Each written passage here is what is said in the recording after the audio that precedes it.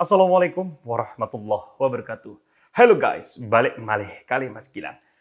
Kali ini di konten ini Mas Gilang akan membahas hukuman-hukuman tidak masuk akal di Korea Utara.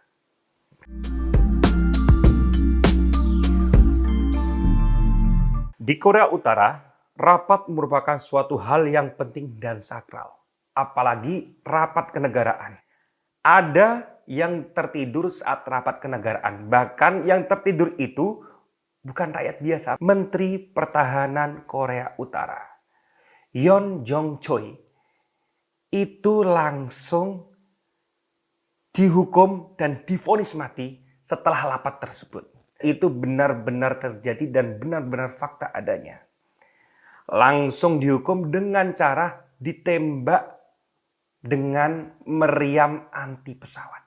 Bayangin, ditembak pakai senjata biasa aja rasanya luar biasa. Apalagi ini dengan meriam anti pesawat.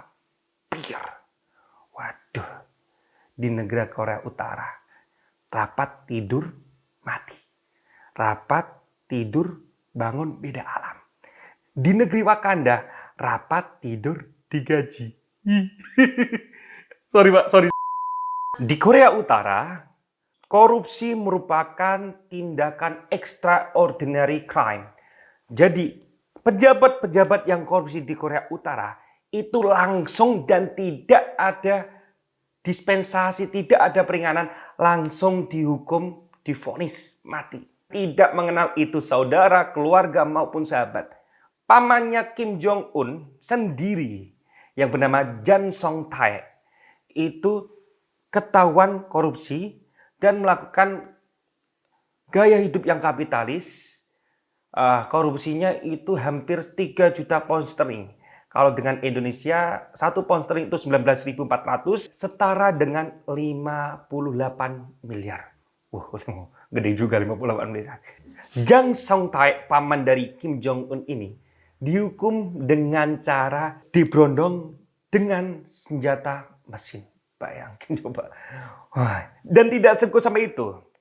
Istri dari Jang Song Tae, Kim Hyong Hui, yang merupakan bibi dari Kim Jong Un, itu benar ya, yang namanya istri, kalau suaminya meskipun itu dia melakukan kesalahan dan divonis mati, dia kan protes juga kan.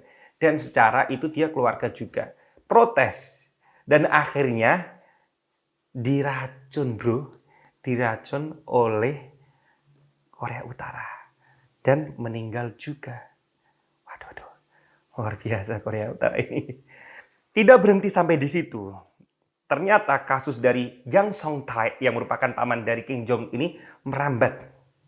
Dan akhirnya Menteri Keamanan Korea Utara juga terlibat.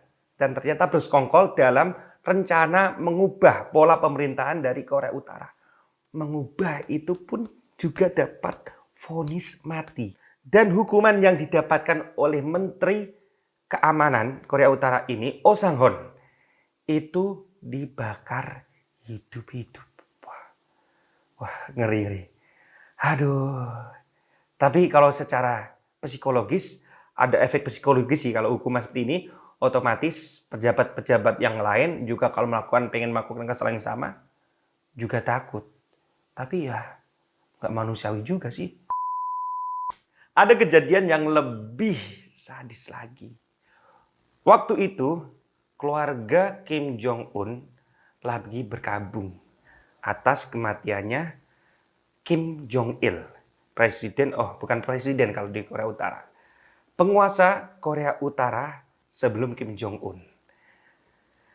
Menteri Korea Utara, salah satu menteri di Korea Utara yang bernama Kim Chol, itu mabuk saat upacara. Dan apesnya ketahuan. Setelah itu, tanpa panjang, tanpa lama, akhirnya langsung divonis hukuman mati.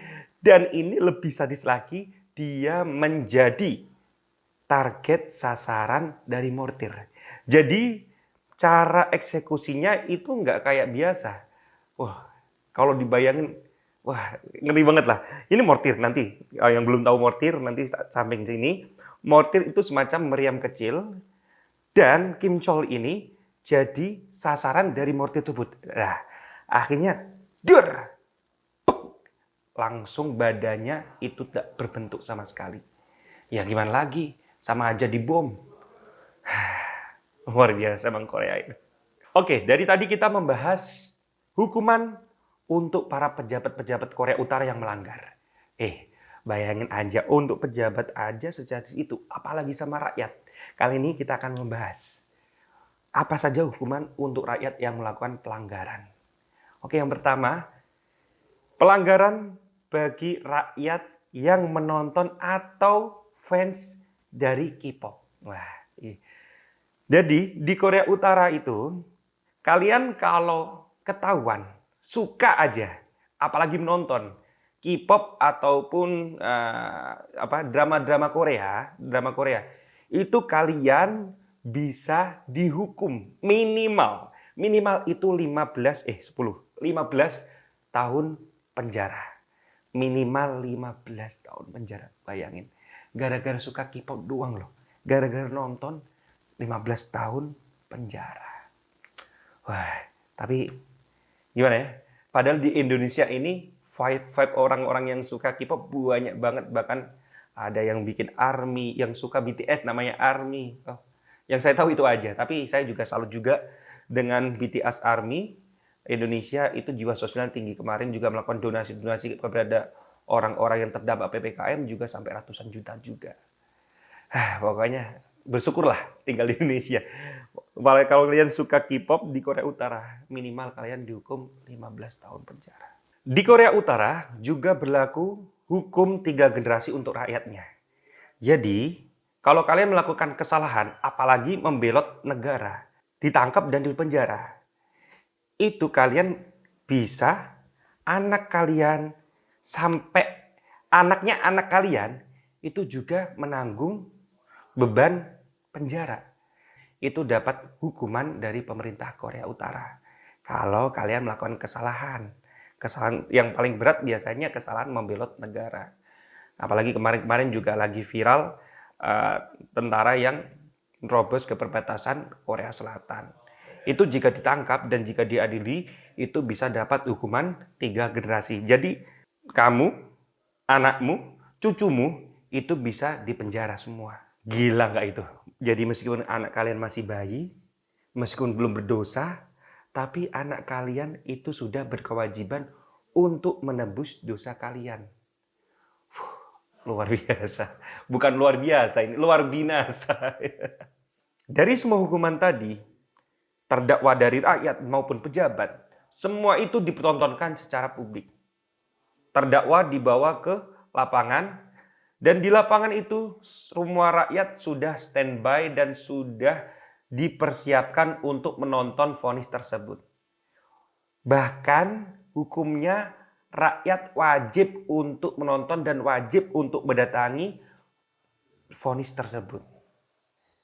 Jadi ya ada di lapangan, habis itu ada regu tembak, tergantung tadi hukumannya apa, ada yang tadi yang dimortir, itu dipertontonkan secara publik.